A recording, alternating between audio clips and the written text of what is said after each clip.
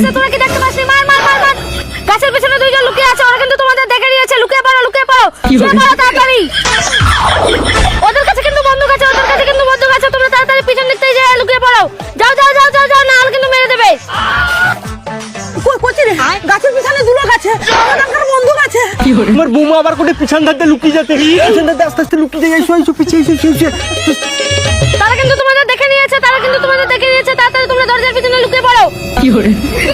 ওই যে তারা চলে যাচ্ছে, চলে যাচ্ছে। তোমরা চুপচুপ করে শুয়ে শুয়ে আমার কাছে এসো। আসো তাড়াতাড়ি। এবার আস্তে আস্তে ধীরে ধীরে আমার কাছে এসো। ওরা চলে গেছে। আসো, কোথায় গেলে তোমরা?